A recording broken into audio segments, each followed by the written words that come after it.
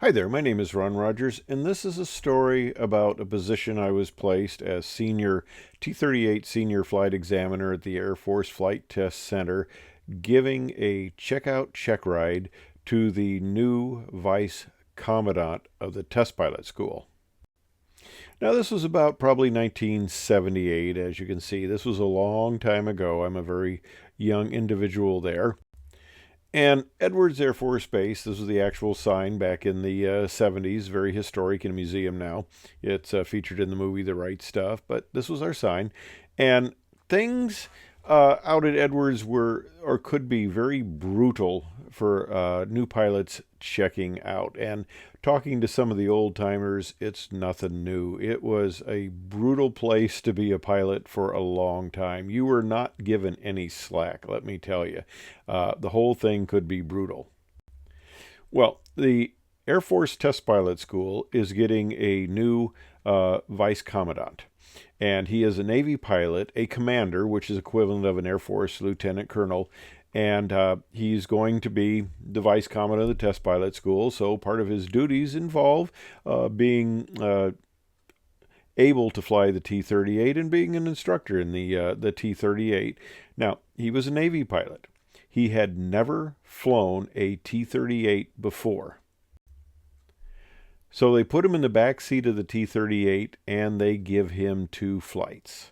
Now, he's never flown an ILS before, and he's typically not flared an aircraft, and he has very little time flying from the back seat of the T-38. I mean, he's got like 2 flights.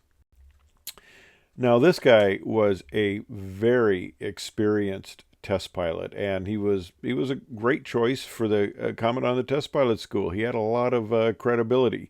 He had been involved in the F-14 spin tests. He had been involved in the A7 spin tests, and we had a lot of interesting little discussions after everything was over about some of his experiences. But flying the back seat in the back seat of an aircraft can be very difficult. You don't have the forward visibility. The F4 is a pretty bad example. Anybody who's flown the back seat knows that when you're coming around the final turn, of course, you can see the runway. When you roll out on final and you look to either side and you can't see the runway, that's good because it means you're lined up with it. You have virtually no forward visibility. The F-104 was about the same. Now, I had a little bit better forward visibility through the front of the windscreen, but still, the visibility was poor. There was a lot of looking off to the side, back and forth, kind of like flying my Great Lakes biplane where I can't see forward very well. But anyway, okay, we're in the T-38. Now, the T-38, same issues. Not very good forward visibility. Okay. So we're going up for a check ride, and we have a standard profile we do on the check ride, and we do several things. We do first of all just your basic contact type patterns, overhead patterns, and we do some instrument work. It was kind of a combined check ride, getting him fully qualified on the T-38. And like I said, they're sitting in the back seat. Your forward visibility isn't great. You have to look a lot to the side. This is what it looks like from the back seat, and it's kind of deceptive because you can see the windscreen there, and it looks like you can see a lot. And yeah, you can see a lot, but you see, I'm in kind of a bank there looking at, that's not actually a run, that's actually what they used for the C-17 and the YC-15. Actually, it was YC-14 and 15 at the time where they're doing unimproved landing tests. So it's a dirt runway there, but you see, I'm in a bank. I'm in the back seat here taking this picture. I'm in a bank to kind of see it. When you roll out there, you can't see it very well at all. And part of the issue with this whole thing was also that the visibility from the back seat is very restricted. And we were in the traffic pattern there, and he got a little too close to another aircraft. You kind of have to use special techniques to make sure you're clear, and sometimes you have to maneuver the aircraft just a little bit to make sure you can clear the path where you're going.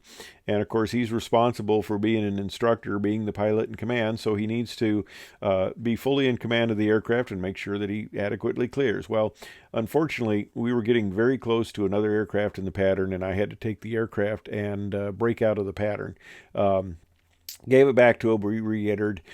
We flew a couple of ILS's instrument landing systems, and they were, yeah, they were passable, but they were really marginal. But Edwards does not get a lot of weather, and we one time had a weather recall due to rain and 11,000-foot ceiling. And I go, you're kidding. We're having a weather recall due to rain and a ceiling that's at 11,000 feet, even though we had ILS approaches and that.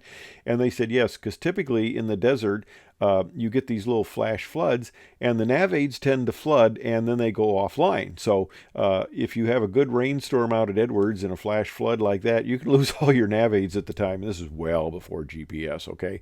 So that's why they had the recall. But okay, I digress here. Anyway, being a Navy guy, he's not used to flying ILSs, and they're not very good. Okay, this is a very pitch-sensitive aircraft. And the landings, okay, this guy isn't used to flaring, so the landings were a little bit of a disaster. All right. Well, I'm faced with debriefing the Commandant of the Test Pilot School and possibly busting him on the ride. And, there's a lot of ego involved in here. He was a very humble guy. I mean, for his flying ability, which was, I assumed to be great, he had a great background. He was a very humble individual, and I thought, well, this could be difficult. So I brought the operations officer. He's kind of third in command, in the chain of command. You got the commandant, the vice commandant, and the ops officer. So I brought him on the debriefing, and I went thoroughly through the debriefing, and I said, Commander, I'm going to give you a qualified 2. It's you pass the check ride, but I want you to get 2 more instructional flights, because basically they were not fair to this guy. They threw him, they're throwing him into the briar patch there. Give a guy who's never flown the T-38 at all, and they throw him in the back seat and give him 2 rides and set him up for a check ride. I mean, come on, this was just not the way you treat people. And then they throw him up with the auspices of, he could have something on his flight records that does not look good. And to be the vice commandant on the test pilot school and have a bust is not good. So I felt pretty bad about it. He was, we had a very respectful debrief, and then he and the ops officer left. And I'm sitting there feeling kind of bad about this whole thing, because this just wasn't right for him. This wasn't, fair. He got a raw deal here. And the ops officer, who I knew fairly well, my office actually, Stanivel, was in the test pilot school, so all these people were just down the hall from me. Okay, so the ops officer comes back a couple of minutes later, and he can see that I'm feeling bad about this. I mean, we knew each other well enough. And he kind of smiles and says, "Don't worry about it." He says, the commander says that he couldn't believe that I didn't bust him on the ride, and he was very grateful that I gave him a pass with training, and he says we'll make sure he gets appropriate additional training and he's up to speed. And I said, okay, thank you very much. I feel good, because like I said, Edwards can be brutal. It's not fair to the pilots, and he doesn't need this stuff on his record, because they were kind of treating him poorly. And I'm really surprised that they treated him so poorly to give him just a couple of rides like that. The ops officer wasn't in the loop on his checkout, or he would have done something about it too. So anyway, I hope you found that interesting and informative, and thanks for watching.